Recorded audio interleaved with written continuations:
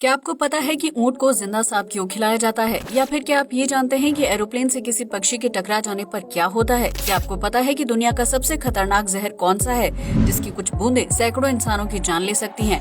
क्या आपने कभी सोचा है कि कोल्ड ड्रिंक को बोतलों में पूरा क्यों नहीं भरा जाता है? या फिर क्या आप ये जानते हैं कि डॉक्टर सफेद कोट क्यों पहनते हैं? यकीनन आपने आज से पहले इतने मजेदार फैक्ट्स नहीं सुने होंगे, इसलिए वीडियो को आखिर तक जरूर देखें।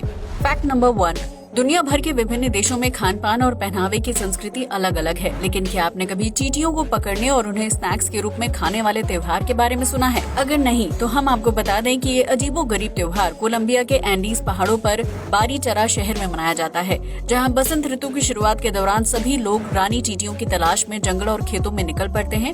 दरअसल इस दौरान रानी चींटियां संभोग के बाद गर्भवती होती हैं, जिन्हें पकड़कर आग में भूनकर खाया जाता है।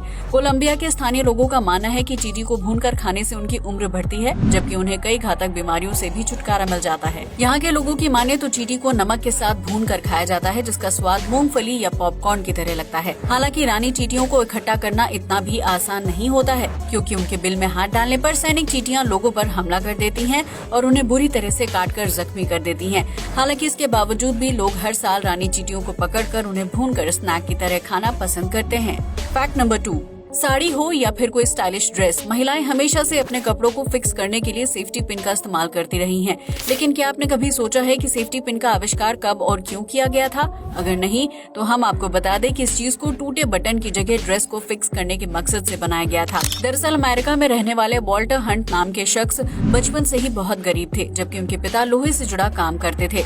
ऐसे में सन 1840 के दशक में वॉल्टर हंट की पत्नी को एक पार्टी में जाना था, लेकिन पार्टी के लिए तैयार होते समय उनकी ड्रेस का बटन टूट गया, जिसकी वजह से उनकी ड्रेस बंद नहीं हो रही थी। ऐसे में वॉल्टर हंट ने अपनी पत्नी की समस्या को हल करने के लिए घर में पड़ी एक पतली सी तार को तोड़ मरोड़ कर ड्रेस में बटन की जगह लगा दिया, जिसकी वजह से ड्रेस बंद हो गई। इस तरह वॉल्टर हंट को महिलाओं की ड्रेस फिक्स करने के लिए तार से पिन बनाने का आइडिया आया, जिसके बाद उन्होंने सन 1849 में पहली बार सेफ्टी पिन का आविष्कार किया। वॉल्टर ने अपने इस आविष्कार को useful improvement in the make of form of dress pin का नाम दिया था, जो 8 इंच लंबे तांबे की तार से बनाई गई थी। इस तरह सेफ्टी पिन के आविष्कार के बाद वॉल्टर हंट ने अपने पुरखों द्वारा लिया गया $15 का कर्ज भी चुका दिया था, क्योंकि मार्केट में इनके द्वारा बनाई गई सेफ्टी पिन की मांग तेजी से बढ़ने लगी थी।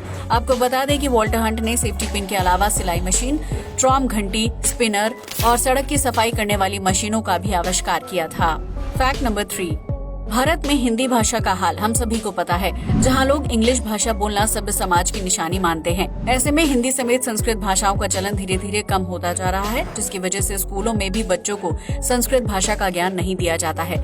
लेकिन मध्य प्रदेश के राजगढ़ जिले में एक ऐसा गाँव भी है, जहाँ के लोग आज भी आम बोलचाल के लिए संस्कृत भाषा का इस्तेमाल करते हैं। इस गाँव का नाम झीरी है, जो राजगढ़ जिला मुख्यालय से लगभग 45 किलोमीटर की दूरी पर है। झीरी गाँव में बच्चों से लेकर बुजुर्गों तक हर कोई शानदार संस्कृत बोलता है, जबकि घरों के बाहर दीवारों पर संस्कृत में खूबसूरत श्लोक लिखे हुए दिखाई देते हैं। मध्य प्रदेश में झीरी को संस्कृत गांव के नाम से जाना जाता है, जहां साल 1978 से आरएसएस की एक शाखा नियमित रूप से लगती रही है। झीरी गांव अपने संस्कृत भाषा होने की वजह से पर्यटकों के बीच अलग पहचान बनाने में कामयाब रहा है, जिसकी वजह से यहाँ संस्कृत भाषा सिखाने वाले लोगों का आना जाना लगा रहता है। फैक्ट नंबर 4, इन दिनों युवाओं से लेकर बच्चों के बीच पिज्जा का क्रेज काफी ज्यादा बढ़ गया है, जिसकी वजह से देश भर में पिज्जा आउटलेट की संख्या बढ़ती जा रही है। लेकिन क्या आपने कभी सोचा है कि गोल आकार का पिज्जा हमेशा चौकोर डिब्बे में क्यों पैक किया जाता है? अगर नहीं तो आज हम आपको इस सवाल का दिलचस्प जवाब बताने जा रहे हैं। दरअसल चौकोर डिब्बे का निर्माण करने में कंपनी को फायदा होता है, क्योंकि इस प्रकार के डिब्बे कम खर्च में आसानी से बन जाते हैं और इसके लिए सिर्फ कार्डबोर्ड की एक शीट की जरूरत पड़ती है। इसके अलावा चौकोर डिब्बे का साइज बहुत ही सुविधाजनक होता है, जिसके अंदर पिज्जा को रखकर आसानी से पैक और ओपन किया जा सकता है। वहीं अगर कंपनी चौकोर की जगह गोल बॉक्स का निर्माण करती है, उसे कार्डबोर्ड की ज्यादा शीट्स का इस्तेमाल करना होगा। इसके अलावा गोल बॉक्स को बनाने का खर्च और मेहनत भी ज्यादा होगी, जबकि उसे खोलने और बंद करने का काम भी मुश्किल हो जाएगा। ऐसे में कंपनियां चौकोर डिब्बे में गोल पिज्जा सर्व करती हैं, ताकि ग्राहकों के साथ साथ उन्हें भी सहूलियत हो सके। इसके अलावा घर से लेकर कंपनियों में फ्रिज और ओवन जैसी चीजों का साइज भी चौकोर होता है, जिसकी वजह से पिज्जा बॉक्स को उनमें स्टोर करना आसान है। हमें उम्मीद है कि अब आपको समझ आ गया होगा कि पिज्जा का बॉक्स गोल के बजाय चौकोर क्यों होता है, इसलिए वीडियो को जल्दी से लाइक कर दीजिए। फैक्ट नंबर 5, आपने भी गर्मी के मौसम में अलग अलग प्रकार की कोल्ड ड्रिंक का स्वाद चखा होगा जो रिफ्रेश होने का एहसास देती हैं।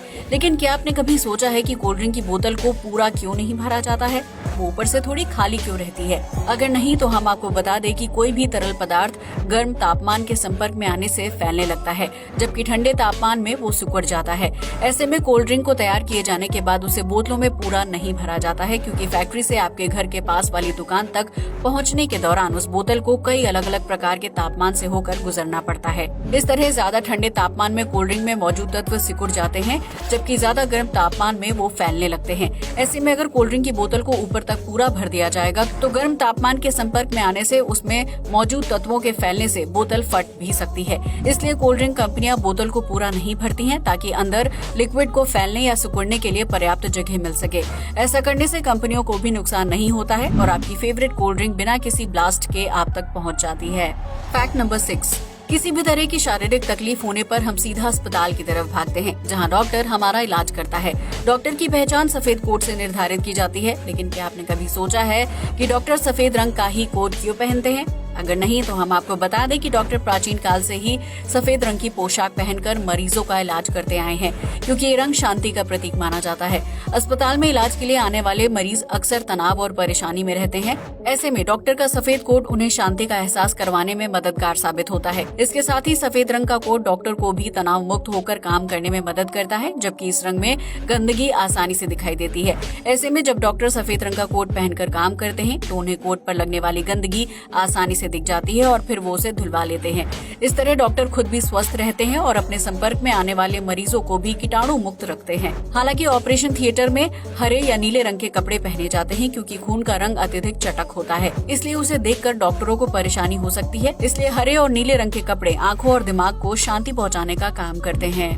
फैक्ट नंबर 7, शेर और चीता को जंगल का सबसे खतरनाक जानवर माना जाता है, जो अपने पंजों और दांतों से किसी को भी चीर फाड़ सकते हैं। लेकिन क्या आप जानते हैं कि जापान की एक कंपनी इन जानवरों से जीन्स में डिजाइन तैयार करने का काम करवाती है? जी हाँ, आपने बिल्कुल सही सुना। जू जीन्स नाम की ये कंपनी चिड़ियाघर में कैद शेर और चीता के पिंजरे में जीन्स का फैब्रिक फेंक देती है, जिसके बाद ये जानवर उसे खाने की चीज समझकर अपने पंजों और दांतों से चीर फाड़ करना शुरू कर देते हैं। ऐसा करने से जीन्स पर अलग अलग जगह कट के निशान बन जाते हैं, जिसे कंपनी रिप्ड जीन्स के नाम पर बाजार में बेच देती है। जू जीन्स का मार्केट प्राइस बहुत ही ज्यादा होता है, क्योंकि ये कंपनी लिमिटेड एडिशन में ही जीन्स सेल करती है। ऐसे में हम ये कह सकते हैं कि जापानी लोग शेर और चीता को जीन्स डिजाइन करने के काम में लगा चुके हैं, जिसके लिए इन जानवरों को कोई एक्स्ट्रा भुगतान नहीं किया जाता है।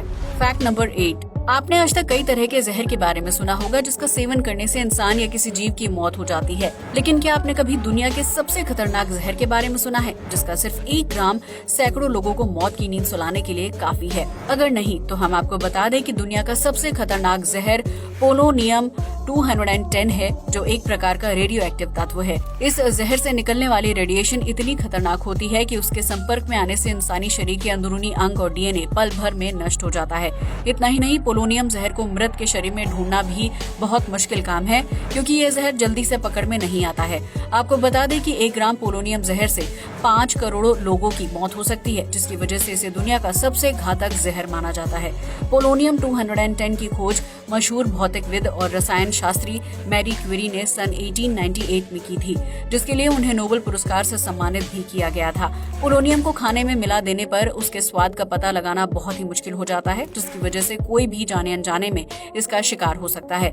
इस जहर का पहला शिकार मैरी क्यूरी की बेटी ईरानी जूलियट क्यूरी हुई थी, जिसने गलती से पोलोनियम का एक छोटा सा कण खा लिया था। ये जहर शरीर में इतनी तेजी से असर करता है कि पीड़ित को अस्पताल ले जाने का भी समय नहीं मिल पाता है। हालांकि भारत में इस जहर का मिलना नामुमकिन है। फैक्ट नंबर 9, आसमान में उड़ते हवाई जहाज को देखकर आपके मन में भी कभी न कभी ये सवाल आया होगा कि अगर प्लेन से कोई पक्षी टकरा जाए तो क्या होगा। आमतौर पर हवाई जहाज 30,000 फीट की ऊंचाई पर उड़ान भरते हैं, जहां पक्षियों का उड़ना संभव नहीं है। इसलिए आसमान में प्लेन से पक्षियों के टकराने की घटनाएं बहुत कम या फिर ना के बराबर होती हैं। लेकिन प्लेन के टेक ऑफ और लैंडिंग के समय पक्षियों के टकराने की संभावना सबसे ज्यादा होती है। ऐसे में अगर किसी बड़े प्लेन से पक्षी टकराता है तो उससे ज्यादा नुकसान नहीं होता है, लेकिन अगर छोटे प्लेन से कोई बड़ा पक्षी टकरा जाए तो उस स्थिति में प्लेन को आपातकालीन स्थिति में रोकना पड़ता है, क्योंकि पक्षी से टक्कर होने के बाद प्लेन का फ्रंट मिरर, पंखा या फिर बॉडी डैमेज हो जाती है, जिसकी वजह से पायलट के लिए प्लेन को आसमान में उड़ाना मुश्किल हो जाता है। हालांकि प्लेन से पक्षियों की टक्कर के 95% मामलों में कोई समस्या नहीं होती है, जिसकी वजह से फ्लाइट्स पर ज्यादा असर नहीं होता है। लेकिन कनाडा और ब्रिटेन में किए गए एक शोध की माने तो पिछले 20 साल में प्लेन और बर्ड्स के बीच हुई टक्कर में 106 आम नागरिकों की मौत हो चुकी है। इसलिए ये कहा जा सकता है कि बर्ड स्ट्राइक भी इंसानों की मौत का कारण बन सकती है। फैक्ट नंबर 10, ऊंट को रेगिस्तान का बादशाह कहा जाता है, जो कई दिनों तक बिना पानी पिए रेत में लंबी यात्राएं करने के लिए जाना जाता है।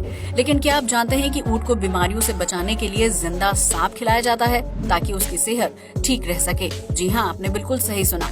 दरअसल गर्म तापमान और लगातार कई दिनों की लंबी यात्रा करने की वजह से कभी कभी ऊंट का शरीर पूरी तरह से अकड़ जाता है। ऐसे में अगर समय रहते ऊंट का इलाज ना किया जाए तो उसकी मौत भी हो सकती है। रेगिस्तानी इलाके में सफर करने के दौरान अस्पताल की सुविधा मिलना बहुत ही मुश्किल होता है। इसलिए जब कभी ऊंट की तबीयत खराब हो जाती है तो उसके मुंह में जहरीला सांप डाल दिया जाता है। इसके बाद ऊंट को पानी पिलाया जाता है और उसके मुंह को कुछ देर के लिए बंद कर दिया जाता है। ऐसा करने से सांप के शरीर में मौजूद जहर ऊंट के शरीर में बन रहे जहर को काट देता है। हालांकि जिंदा सांप खाने की वजह से ऊंट की तबीयत खराब हो जाती है और वो कुछ दिनों तक खाना पीना छोड़ देता है। लेकिन जैसे जैसे उसके शरीर में सांप के जहर का असर कम होने लगता है, ऊंट की तबीयत ठीक हो जाती है। इस तरह प्राचीन काल से ही ऊंट को लकवा मारने की बीमारी से बचाया जाता रहा है, जिसका अब तक कोई साइंटिफिक रीजन सामने नहीं आया है। लेकिन ऊंट पालन करने वाले लोग आज भी इस टोटके को आजमा कर अपने पालतू जानवर का इलाज करते हैं। वहीं जंगली ऊंट भी तबीयत खराब होने पर खुद जहरीले सांप को निगल जाते हैं। भले ही ये फैक्ट सुनने में अटपटा लगता हो, लेकिन ऊंटों के इलाज के लिए इसे काफी कारगर माना जाता है। आज के लिए बस इतना ही। जय हिंद दोस्तों।